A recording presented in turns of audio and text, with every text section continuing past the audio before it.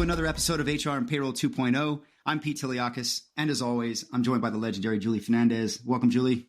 Thanks so much, Pete. I can't wait for you to introduce our guest today. Yes. I'm super excited to welcome Jim Kohl to the show.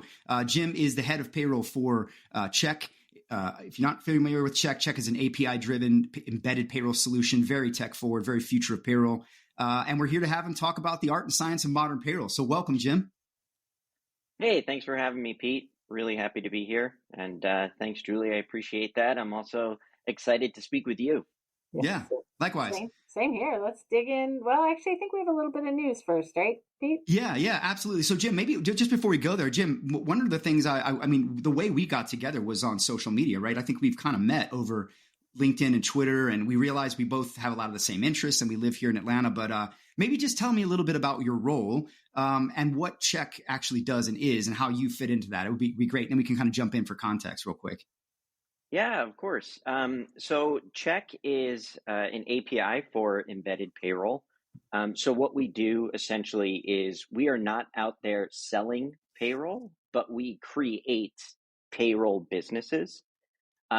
So we allow different vertical SaaS platforms or workforce management solutions, staffing, employer of record, to add payroll to their product naturally. Yeah. So that they can offer payroll as a solution, for their industry. Yeah, very cool. So it's awesome and exciting to be, the first of its kind. We have some really great companies that have already started building, running, and selling payroll on top of us. House Call Pro, 7 Shifts, Homebase, Eddy, Miter, all these companies that are out there selling payroll directly to their industry, which has been incredibly exciting. As far as I go, I actually was the third employee at Check. So I started. Very good. Yeah, really in the early days. And it's funny, as soon as the idea of embedded payroll was pitched to me by our CEO, Andrew, I was like, I have no idea what that means. I couldn't picture it 4 years ago. Yeah. But now I can picture it. I've seen it be successful, and it's incredibly exciting. So what I brought to Check was just 15 years of payroll industry experience prior to that. My career started at Paychex, where I was a support specialist working on their core platform. I moved into their core advanced platform and then their major markets platform. So I got to play with all the tools in the chest over at Paychex. Just learned a tremendous amount there, and I was able to bring all of that knowledge to Check, thinking through what it would be like to set up a business and support payroll. That's really what my role is now, is providing support and providing education to our partners to enable them to become these successful payroll businesses. Yeah, that is very unique. That's a very unique payroll role, right? Like, I mean, you're out there enabling people whose focus and core strength is not payroll, and you're making it where you can bring payroll and payroll technology and capability to their solutions. So and their environments. I think it's so cool, and I love your perspectives. I'm excited to get in here and contrast them as we talk about payroll a little bit later on. And again, the art and science of it, right? I want to get into that. And the art part of it, I want to talk a little bit about something that, go ahead, Julie. We really need to sneak preview, because the way that you introduced Jim to me is more in the art, the art and kind of some hobby that Jim has that I can't wait to talk about. So mention that for sure before we dive into news. Yeah. So Jim, maybe tell us a little bit about, so one of the things that Jim and I connected over is his love of art. You're an artist or a graphic artist, I think, Jim, and you've created some really cool, that we both have taken a look at and checked out and played around with. And I can't wait to use some. I hope you'll give me the rights in some of my writing, is comics, right? You've made some comics that I think are really, really fitting for the times, really funny, almost a kind of a dry humor in a way, dry office humor, I guess. But tell us a little bit about that, because I love this part of it. I want to talk about it as we get going. Yeah, of course, Pete. So I think probably one of the secrets of payroll, maybe it's not so secret, I don't know, is that nobody grows up as a child and dreams of getting into the payroll world. Yeah. You're not there as a child with crayons, writing out fake checks to your friends. So I think, like most payroll people, I love art. I'm an artist, so I had a talent outside of payroll that I always wanted to do. I always imagined I'd grow up and be a cartoonist or an artist of some sort. And here you are in payroll. Yeah, and here I am in payroll. Yeah. But payroll was a very safe way to get into the world, right? Everybody needs it. As soon as I started doing it, I fell in love with it. But art has something that's always stayed with me, since I was old enough to hold a crayon, and I started drawing a daily comic strip when I was in college. I did that for a few years. Very cool. Yeah, and that actually led me to becoming the label artist for a brewery. Oh, yep, that's right. You told me that. I remember that. You showed me those. Yes. Yeah, so Very cool. I am the sole artist for a brewery based in New Jersey called Bolero Snort. I draw all of their labels. That is so cool. But I wasn't meeting that need. And I really wanted to connect my day job with my passion.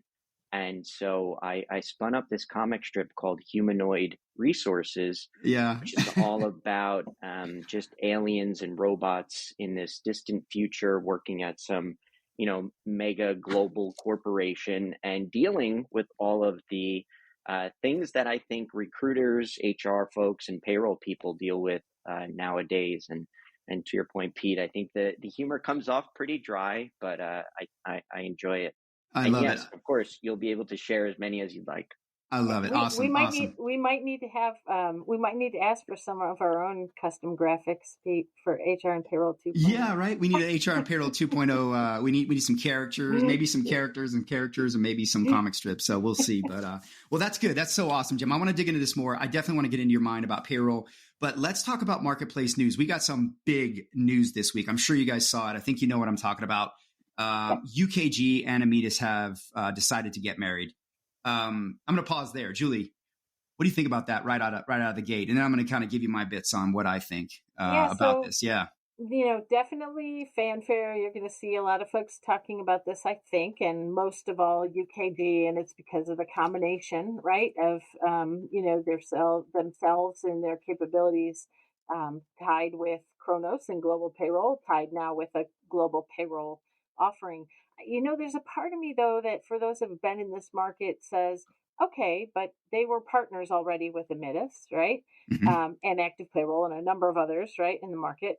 Adam, which got snapped up by Ceridian, and historically,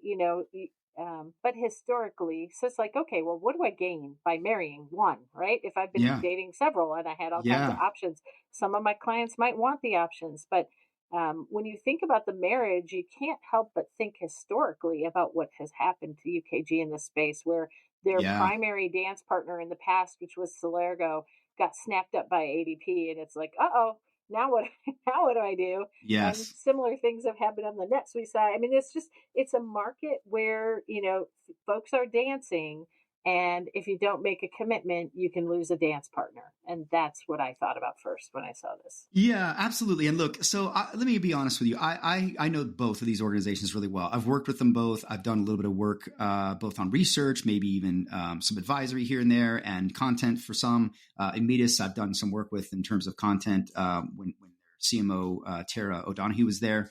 And big fan of both of these solutions. I think what you're seeing is, and we've seen it, right? We talked about Alight and Workday getting a little bit closer together. I think some of that was, that was driven. Well, let me back up. All of these things are being driven by the fact that organizations recognize that they are fundamentally finding themselves multinational employers, whether they wanted to be or not, whether that was for global expansion, merger and acquisition, or fundamentally because they're trying to compete for talent or diversity and skills. And they've had to go outside of the home market, which they should be. Everybody should be recruiting and looking for talent. You cannot just set, it's not, there's not enough talent, right? You're not, back in the day when you could say, well, we can just get more people, right? We could just fill these roles, no problem. We throw posting up and within 50 miles or 100 miles of our metro area, we're going to get what we need. That's not the case anymore. And so I think that you're finding that organizations are waking up and going, oh, wait a minute, we've got a long tail global payroll need and we don't know what we're doing. And so I think that what you're, and oh, by the way, the bigger you get, right? We as we all know, that gets gnarlier and gnarlier and more complicated. And you commonly find yourself with all this cobbled together stuff. And then one day you wake up and it's not really fitting your needs. It's not agile. It's not scalable. And oh, by the way, it's also not integrated well and all of that sort of thing. So my data is not available. So I think what's happening is you're seeing the HCM tech firms get more and more of a push to say, hey, help us here. And you've got some that have been much more aggressive about going after the global footprint. Ceridian, or maybe even SAP was way ahead of everyone, I would argue, 40 plus calc engines. And then you've got others who have kind of been sort of staying out of the game, if you will. I would argue Workday has been very passive to addressing global payroll. I think UKG has taken much more of a cautious approach, maybe, and I think they are a conservative organization by design, and they always are and have been. But I think they saw an opportunity. Look, Immedis was begging to be bought. I don't think that was any secret, right? We all know that. It's been for sale. I don't think that it was, it's done. They've done very well. They have a fantastic solution. It's highly automated. It's incredibly forward-looking. The thing that I think makes sense here for UKG is the fact that they did buy a partner that they are deeply integrated with. And I think what you'll see is that Immedis technology getting blended closer and closer together as a control point, a control center, dashboard, whatever, in the UKG environment. It's already integrated. It's already sharing data. They already have shared clients. It makes total sense in that way. And by the way, they have UKG has an incredible capability when it comes to workforce management, right? We all know they're the primary partner for folks like ADP for advanced scheduling. They were for SuccessFactors until they needed to change when they felt there was too much of a competition when Kronos got together with Ultimate. So I think what happened here was this was a opportunistic thing. It was the right time, right place. And what I think is interesting, though, is Immedis was, if I'm not mistaken, the go-to for Dayforce in Europe. So I think this is going to leave a gap for some, or not a gap, but a threat maybe for some of these firms that were really leaning into Immedis. And Immedis had some fantastic. What I love about the Workforce Agility Limited Series by Cornerstone was we talked to executives and customers all about skills. Cornerstone has a wonderful background in learning and development, training, etc. Their LMS is world class, but they've centered the business now, not just on that, like building upon that, but building upon how everything has moved to the skills economy. So check out the limited series called Workforce Agility. And you can get it wherever you get your podcast. And it's just a wonderful series where we talk to their executives on the shift of why, and also their customers that are using it. So check it out whenever you get a chance. Appreciate it. Breadth of relationships when it came to integrations around the market. They were in everyone's marketplace and doing very well that way.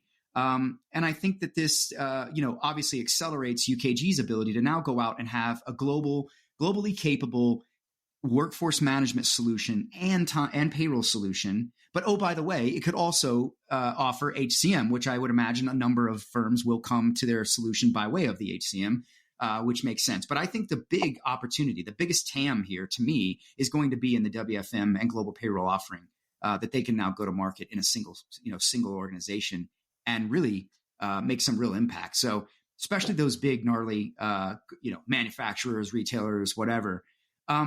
The thing I don't like about this, I'll be honest with you, Julie, is there's no calc engines coming from Immedis, not a single one. Yeah. All of them are licensed or white labeled or partners. Yep. And so that, to me, I'm wondering, I want to get more information from UKG on this and why that made sense, because I think that might have been where they might have missed here. But otherwise, I'm excited. Yeah. I think it's a great solution. Me too. I agree. These are a couple of great organizations, but, you can't underscore enough the fact that them coming together in this marriage is an opportunity. And, there have been others that have found their mates, right? Or married a couple of people even in this space. And there's a lot of secret sauce that has to go into bringing these together closely and tightly. And in fact, UKG has already seen, some of the challenges of that when they brought the Ultimate group together with Kronos to form UKG, and figuring out then how to really make that secret sauce happen as you bring, a couple of large product sets together. So Yeah. so wishing them luck and success, of course, and I can't wait to follow this and see how it evolves. Yeah, and I'm hoping, well, I am going to write an article on this very soon, so look for that. But I also did a post on LinkedIn with some thoughts here, kind of similar. So if you're interested in that, check that out also.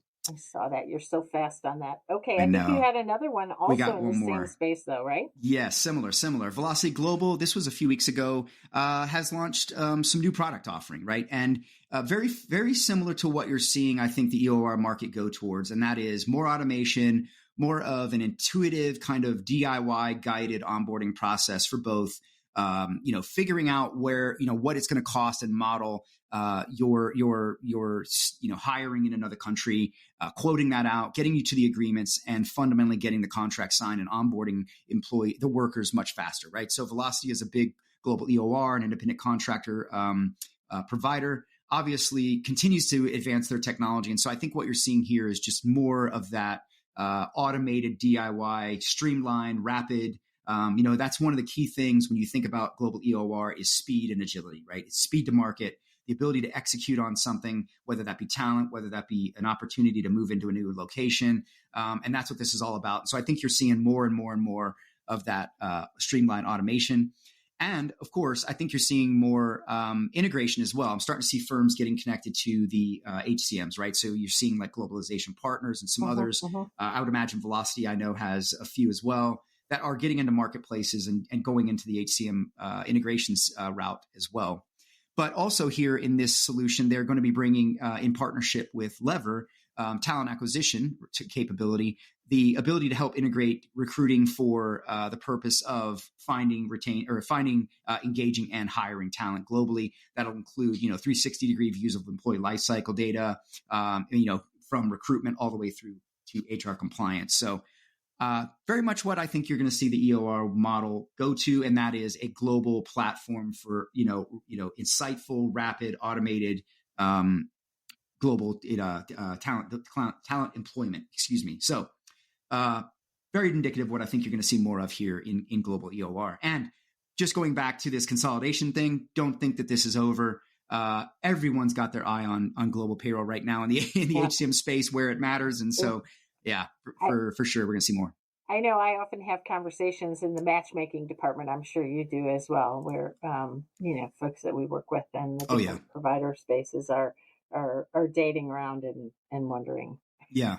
Yeah. Interestingly, I get whether people know this or not, I get a lot of executives that come to me with rumors. And so I have heard some of the craziest rumors, I have to be honest with you. But this one with Amidas and UKG, I could have predicted probably a few months ago. I think many people probably could have. I'm not like a genius or anything. I'm just saying, just listening to what I was hearing, seeing, and knowing, I pretty much called this one several months ago. I'm voting we should have a rumors episode. But since Jim is here, I can't wait to see if you start on the art side or the science side. Yes. Let's go talk payroll now. Yes, Jim. So you talked about being in payroll, right? Obviously for some time now. How long have you been in it, and what actually got you into payroll? I think you said earlier it was convenient, right? I don't know. It was entirely convenient. I think it was just finding a job that would give me benefits. So I started there, but I have been in the payroll industry for 17 years. I absolutely love it. The reason I stay in it is because I love working in a field that has connectivity to all people. Yeah. And I wouldn't have thought it going into the industry. It seemed very, very straightforward and almost administrative in some aspects in the early days. But that the first time that you're able to do something behind the scenes to make sure that somebody is paid timely, even if they were dropped off the payroll or missed in some way, like having that win was something that I was like, I want to be in this industry so I can always make sure people are paid timely and accurately. And I get very motivated by finding passion in payroll, making people passionate about payroll. I do spend a lot of time, writing. I do different presentations to train on payroll because I want people to share in my passion, because I do believe it really it connects all of us. It's such an exciting thing that I think a lot of people tend to not think about. Jim, But when that's like go ahead. so fun because, we talk about attracting people to the profession and, and it has a reputation as a lot of things, many of them kind of nerdy and things. They would be like, I don't know, I don't know if this is a space where I could feel that, that engagement and feel that value that I'm bringing to people every day. So thank you for mentioning that. Yeah, and thank you for staying in payroll, Jim. We need more. We need more people like you. It's a profession that I think is incredibly misunderstood, and it's incredibly undervalued. And I know we talk a lot about all the ways in which technology is going to transform this role, and you've got some people that are saying, well, it's going to be completely gone because of technology, and then you've got myself, I don't agree with that. I think that's being said by people who probably have never actually worked in a corporate payroll environment supporting an organization, and all of the work that goes in be outside of processing, right? That the teams have to do in negotiating and working and supporting their business. And the thing that I wish more. One of the things that you said, Jim, is about how it touches people, right? But one of the things I try to encourage, I feel sorry for these executive leaders. Actually, let me say it a different way. I feel sorry for these executive leaders, and I think you've probably seen this. And Julia, I bet you've seen this.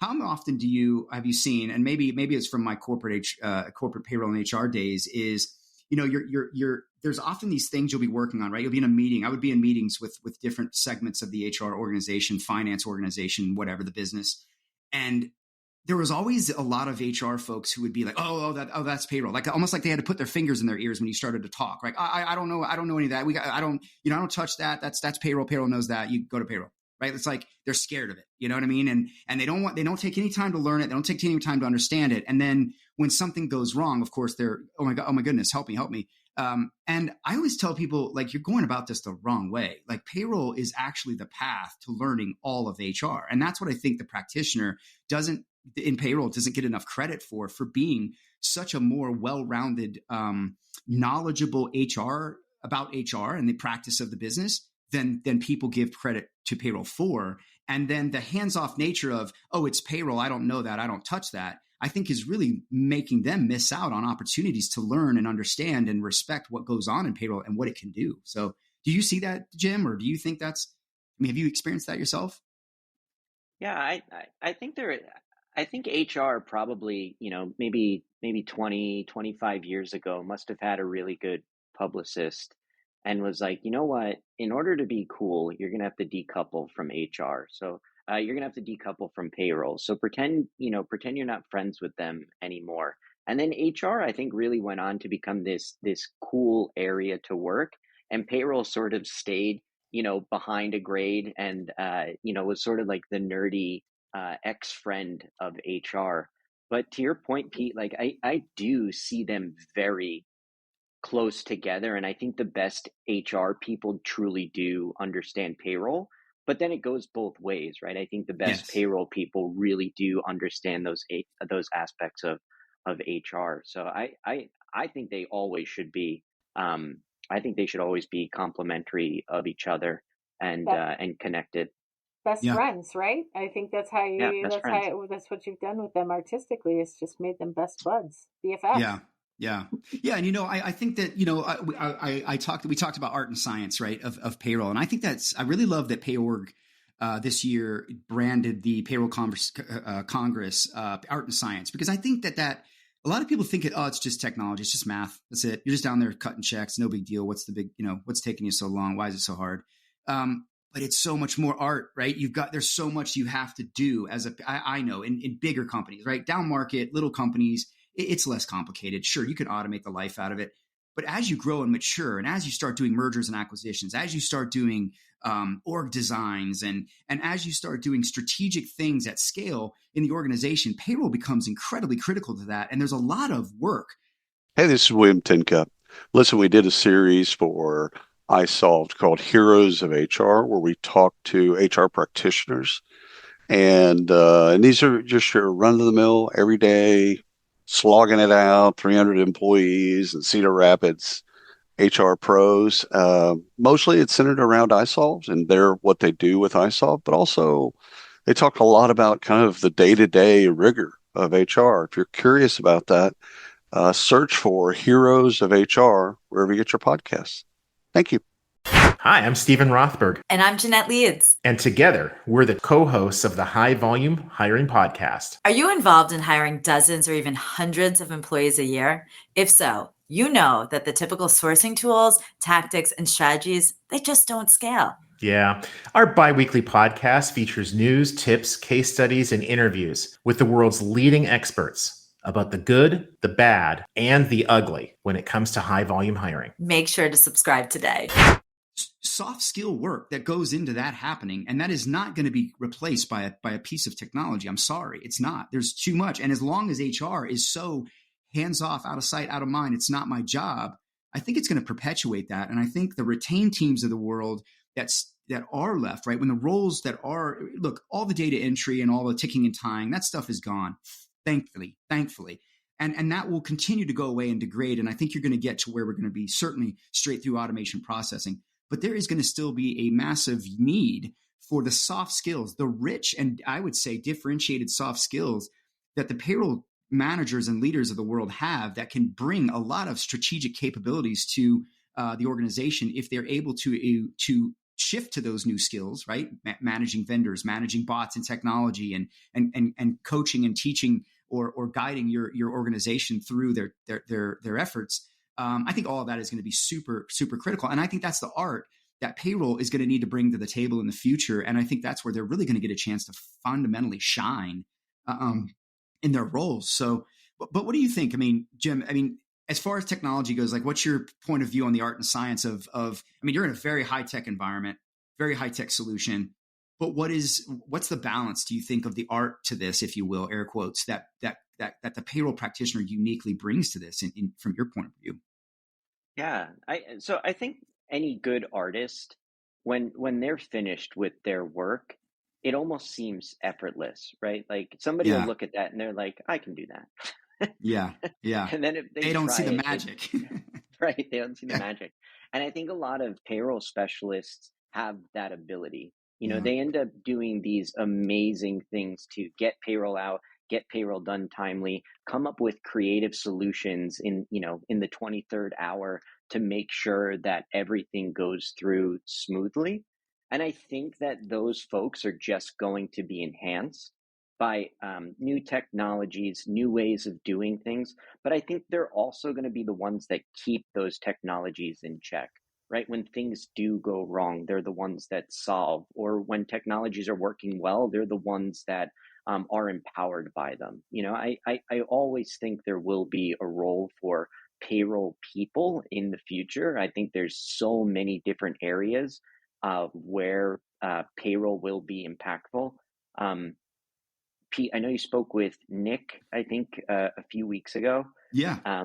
Nick did a study last year about how many different career paths there are in payroll, and I think somewhere in the 20s.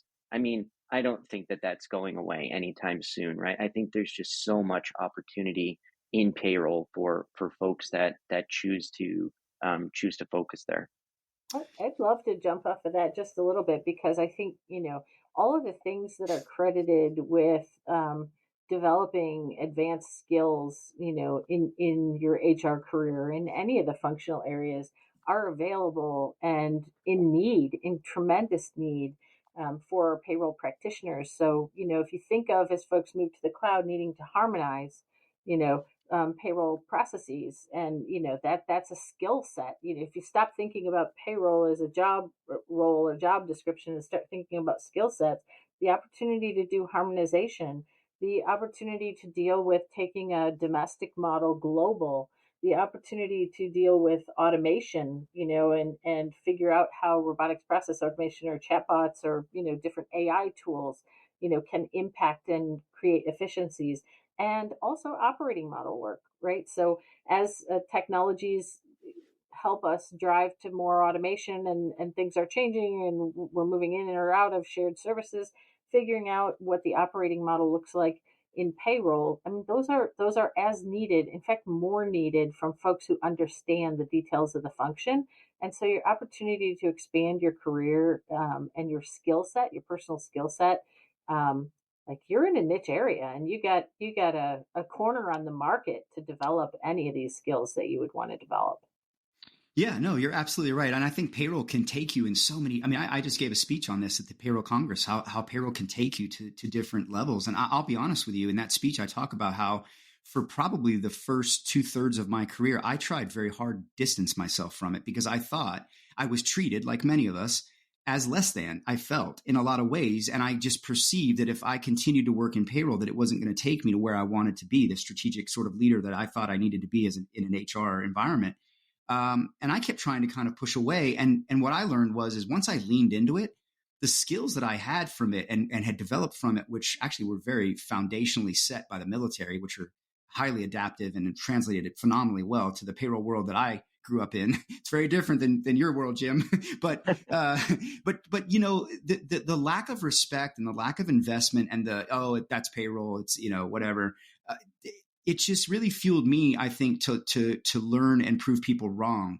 And I think that when I leaned in, and I'd love that, this is what I'm telling practitioners now, and I'm actually working on an article about this, is you hold phenomenal skills. If you go look at the new World Economic Forum's jobs report, right? If you look at the skills that employers most are looking to develop in their organizations over the next 5 years, they are all around adaptability, emotional intelligence, the ability to negotiate, the ability to be creative, leaders, all of that stuff, right? Does that not describe a payroll manager to the T? I mean, all day, Spot right? on. So yeah, so like I'm like, you're ready. Like all you need is the opportunity to lift this weight off of your back that's pinned you to the ground for so long, because so many of them have been neglected with no support, no investment, no transformation, and just limping along. And to your point, pulling the rabbit out of the hat every week, and everyone's going, well, what's so hard about this?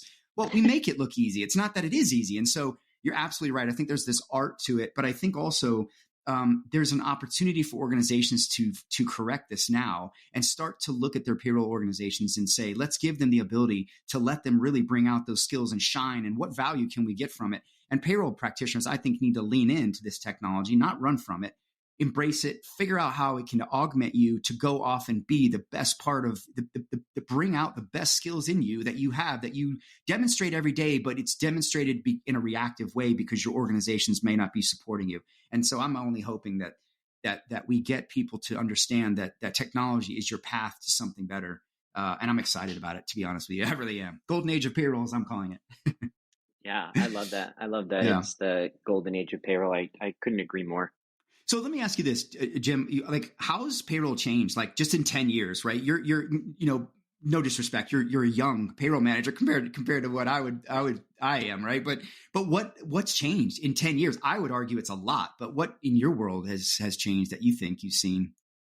I think everything's changed. I mean, I feel really lucky that I was able to start my career when I think that, you know, systems were just starting to mature. When I first was running payroll back in my Paychex days, I mean, it was a DOS-based system. Yeah. You know, I had to type in a code to pull up regular hours and then key those in. Mainframes. Mainframes, and then tab through to get to the next employee. Wow. You know, it wasn't until like 4 years into my career when we actually got, you know, a Windows system, you know, where you could click around and, you know, you could move through things much more eloquently, and you get your control totals and all the exciting things. But when I think about what's changed the most, I mean, number one is just the availability of employers to run their own payroll. I think it was incredibly manual for folks to either print out timesheets and fill them out manually, or capture those hours on an Excel sheet and then either send that into their payroll provider or email it or even fax it in some cases. So that's completely changed, where, you know, now people can literally text their payroll provider and the payroll is created and paid out. So I think that payroll processors, right, the admins at companies have much easier ways to run payroll with a lot of systems. Obviously, cloud-based continuous calculations. I think you see less errors as a result in that area. The one thing that hasn't changed, and I'm going to generalize here, but the one thing that kind of hasn't changed is the fact that every state website still looks like it was built at the dawn of the internet. It does, and right? It's like, how can there not be any budget to make it easier to collect taxes? I know. You think it would be like top of the list to make that as efficient as possible? Yeah. And it's just not. Yeah, sorry, go ahead. I was going to say, I think that those are some of the highlights of what I've seen get better, what I haven't seen get better. And then of course the employee experience, right? You mentioned it at the top of the call, but onboarding is just so much quicker for employees. I mean, they're connecting their bank account immediately. I know you're super passionate about this, Pete, but this sort of this one connectivity of a person's like finances. Like, I think we're moving in that direction in a really rapid way, and people logging into their bank account, immediately having that set up with their employer or employers, I think in a lot of cases, but onboarding, their W-4, whatever state withholding form they're filling out. I just think all of that is so much quicker than it used to be. Yeah. Yeah. What do you think about just the idea of, and I totally agree with you. I think that it's so refreshing to see the empowerment employees are getting, just the technology and the refreshing help that the payroll practitioners are getting. And sadly, there's a lot of folks that are still sending things across in Excels and using Excel. But and you're right, the level of digitalization still is lacking in some of our jurisdictions, and we've got countries out there that are way ahead of others on working with them electronically. And I think that'll get better, right? And hopefully that'll improve everything for everyone. But what do you think about just the reporting structure of payroll now in the new world? Like, there's a lot of debate around, there's always been the chicken or egg sort of conundrum for payroll. Does it report to HR? Does it report to finance? I'll tell you, I lean finance. I always was traditionalist that way. I feel money should be managed, report into finance. But from a care and feeding perspective, I think you kind of have to have HR matrix managing that experience. But what do you think about just the concept of this idea that people are floating that maybe payroll needs to be its standalone department or its own? And Julie, I'd love to hear your thoughts on this too. Like, what do you guys think about this concept? I'm kind of on the fence about it, to be honest with you. What do you think? I was going to let Jim go first, but sure. Yeah, go ahead, Jim. I was just going to say I love the idea of payroll being its own department. I do think this should be called out, right? It's always going to depend on the size of the business, whether or not you can. You're large enough to have a separate HR department, separate payroll department. But in a larger business, I do think payroll would 100% be its own department and be right up there, next to the HR department and the finance department.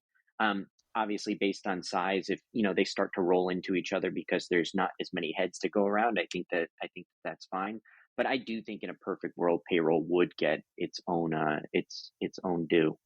Yeah, I think it could work. I mean, just in the right organization. Yeah. Julie, what do you see? What do you see companies doing nowadays? Yeah. So, as I work with companies of all sizes, but oftentimes we start on the larger end of the spectrum. And on the larger end of the spectrum, I would say, it always has its own department entity, maybe more often aligned with the HR side than the finance side of the house, unless you start talking about a European headquartered or outside of the U.S., we might see more often on one side versus the other. But at that point in time, you're usually large enough. And I think in the HR versus finance story, we also have to acknowledge that in some organizations, it's shared services or global business services, which is a separate entity to either of those. Yes. And so definitely see that happening. I also see payroll as, so mergers and acquisitions, you can end up working with somebody quite small or somebody growing quite fast. It is one of the first areas to get consolidated or centralized, so it's kind of the embryo for thinking about shared services if you're not of scale and you start to become of scale. And so that, that's also exciting when you think about, the opportunity to be at the beginnings or the birth of somebody that is, something that is starting to grow into its own, centralized element. And so I think we'll find practitioners that get a crack at working with that sort of a challenge. And the last thing I was going to say here is, I really wanted to expand my own creative license and say, Jim, you might need a new character in your art, and you might need a Finbot somewhere or whatever you call them. And maybe if we could do something funny with a GI, like an ex-Army payroll clerk bot, that I just think that's hilarious, and that's got Pete's name written all over it. Well, let me tell you my opinion on this. So look, I'm a traditionalist. I love the reporting to finance, but I actually think that there is a place for payroll to almost be this sort of independent matrixed organization. And what I mean by that is I actually, in my experience working in corporate type HR in the bigger companies I worked with, is that visionary voices, bold breakthroughs. This is Shally's Alley, where top recruiting minds spill their best-kept secrets live every Friday at 1 p.m. Eastern. Raw, unfiltered conversations on sourcing, hiring, and the future of talent, where we ask the tough questions no one else will. Tune in and level up. I often spent a lot more of my time with the business than I did with HR or finance, even though both of them were massive stakeholders to what I was doing. And we were in constant contact, constantly working together at the highest levels, strategically and otherwise, tactically. I think that there was a lot of benefit to that because of being sort of, and for us, we were a shared service center. We were, at least in one of my roles, and a way, and sort of, reporting into finance from a reporting perspective, but very heavily dotted lined, if you will, into HR as well. But I think that there is so much work that needs to go on with the business in many types of companies, and it's different for everyone, that you want to work very closely with them, right? Especially now that you have the frontline manager much more involved in HR. A lot of these initiatives that you might be supporting or working on change management or working through projects and such are impacting to the business as well. So I think there is a case for maybe an independent sort of hybrid department, but I think it all really depends on the size, the complexity, and what you're talking about in your company. So yeah, I guess that chicken and egg conundrum for the payroll is always going to be there, I think. So anyway, so look, Jim, we've talked a lot about like tech, right? I mean, we've hit on a bunch of things here, but like, and Julie, I want your perspective too. Like, do you think it's living up to the hype, Jim? I'm like, do you think it's really helping the practitioner move forward, or is there something missing? Is it unrealistic in what we're all talking about as analysts and as companies out there developing this forward-looking stuff? Like, what do you think about all of that? From where I sit, I think the one thing that no matter how good the technology becomes, when I think of payroll, right, ultimately, I think the biggest piece of that is calculating those taxes and making sure that they're filed timely, and then, quarterly reporting, annual reporting. I think we're doing really good on the employee side, getting employees paid faster, getting them onboarded faster. I think that's all good. But because of that state agency, federal agency, like because we're always going to be limited by what technologies they're using, I think we can only go so far in the payroll world until federal agencies, state agencies, they start to catch up with the technology outside there. That's right? A great point. Yep. I think payroll's eventually it's going to hit a wall, right? You're going to be able to do so much, but then you're always going to be limited by how you can get taxes paid, how you can get updates to employer information, unemployment rates, all of the important stuff that you depend on these agencies to give. If it's not coming timely, if they're not keeping up with what the technology's, doing in the business world, I think it's just, we're going to go into a holding pattern. Yeah. No, that's a great point. You're right. It's kind of like the weakest link, right? Like it's going to break down. You can only go as far as your weakest link, and if the link in the chain is where you're transmitting your data to outside the organization, that's going to be a problem, especially when compliance is tied at the other end. I agree. Yeah, I think it's exciting. My only thing is I don't think that organizations are adopting this stuff fast enough. And I'm sure there's a lot. Julie, I mean, what are your thoughts on that? I'll kind of leave this to you. That's just my view of what I've seen from sort of talking to people and interviewing folks and doing surveys and doing work, there might be there's still some hesitation all around. I mean, there's people not even on cloud yet, let alone some of these other, more advanced things. But Julie, what do you think? People are sort of looking at this? Yeah, I wouldn't deny that there still is some hesitation, or sometimes it's funding, right? Yeah. To be truthful, it's it's not the first funding priority as a back office function. But I will say, because I work more on the client side and work with the practitioners directly, there is an element that can be frustrating when you see the providers coming out with, constant calc and, just all the cool things that they're building into their product. And at the same time, a lot of the pains are taken away by virtue of how your different products come together behind the scenes. So individually, providers make a lot of noise, right, as they come up with some new and great innovation. But collectively, as it's deployed in an organization, especially larger organizations, what good does it do if your global payroll engine moves much smoother and faster if all of the underlying ICP engines, don't move any faster? You really, haven't majorly moved the needle on your close date, for example, for payroll. So there's an element of, I think, constant frustration in, these innovations are great, but we have to figure out how collectively the whole end-to-end processes get impacted, and we move the needle there. And that's just a challenge for every organization because they're putting different parts of the puzzle together differently. True, right? And different use cases, different stages of their maturity and growth. So yeah, it's a lot. It's a lot to take on. So Jim, just to kind of wrap up, I know we could probably, we say this every episode, we could probably go on for hours, but everybody is buzzing about generative AI, large language models. I'm excited for large language models, especially for payroll. I think compliance is going to be a huge help with that, sifting through local laws and garnishment orders and, these sorts of things are going to be really helpful. But what's your thoughts? Are you using AI in your work? I mean, are you what is your point of view on that? And what would be your advice to practitioners maybe just starting to mess around and get it, not mess around, but embrace it in their environments? Yeah, we actually we did a hackathon fairly recently where we started nice. to tap into AI and just look at what some of the capabilities were. Obviously, reading garnishment notices, reading tax notices, different ways to pull out the salient information, and then using it to create knowledge base articles or even you mentioned that chatbot experience. So definitely playing with the tools that are available and looking at all that stuff.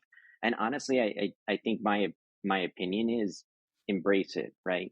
Try to understand it, see how it fits into your world. I do think that any payroll specialist, would benefit from just giving it a try, right? Just there's the only harm you could do is just not understanding it. Don't be afraid of it. Give it a try, and I think that that's the best way to get comfortable and understand, or even come up with new ideas or different ways that AI can support you. Yeah, absolutely. Julie, what is your advice to buyers from that perspective around generative, how to look at this now? Yeah, so of course, embracing these new technologies, they're definitely here to stay. The question is what they end up looking like. But I would say embrace, especially from a learning perspective and understanding and trying to view the possibilities and the efficiencies. But when it comes to deploying or standing up something, that's where I tend to see a lot more element of caution and risk. And you have to stay very close to data privacy, data security, anything, or the false impression that something that might get generated through AI channels or a large language modeling is taken as compliant advice. It's almost the same as if you would apply that to legal language or what your legal options are. And so we know that we're in one of those functional areas where there's just a lot of risk, and risk adversity reigns. And so that's where I see clients wanting to explore and yet being cautious, unless they could push all of that fiduciary stuff off on a provider. Then they're kind of happier to go for it. Yes, let them deal with it. Yeah, exactly. Yes. Especially in a world where errors, mistakes are not tolerable, right? It's payroll. So yeah, and it's one of the things people like about outsourcing. If you want to get caught up and really caught up on technology, then then you can take a provider who's doing that across multiple clients and shift a little bit of your risk, right? And has become a conversation. Yep. I love it. Well, look, this has been amazing. Jim, thank you for being a friend of the show. Thank you for coming on. Where can folks find you, and can they access your art? Or I know we're going to share a few if you don't mind, but where can folks connect with you and maybe network if they'd like? Yeah, definitely. So I'm on Twitter. I'm on LinkedIn. You can reach me there. My art isn't published anywhere yet. I am working on a book, hoping to have that out by the end of the summer. It's very reminiscent of Orbiting the Giant Hairball. I don't know if you've ever read that book by Gordon MacKenzie. No. Wonderful book by Gordon MacKenzie. He worked at Hallmark. So he created this fun little corporate book where he has little blurbs about different ways to approach social situations at work. And it's funny, but all throughout the book is his artwork. And I've never found another book like it. And I really want to create something very similar where there's going to be written segments and then interspersed with a lot of my comic strips throughout. But please definitely share them, and I'll reach out to both of you when the book's ready to go, and maybe get an awesome endorsement or yes, of course. That would be great fun. Or a absolutely. Well, that's so cool, man. I want to see it. I definitely want to copy. And I will be sharing your art. I'll share a few. Make sure everybody has your links, but I'll also share a few pieces of art on our Twitter and LinkedIn accounts. But Julie, what about you? Where are you next, and what's coming up? Yeah, so for me, as you know, I do most of my work is client side, and so I've got some pretty heavy client transformation work. Summer's when folks double down.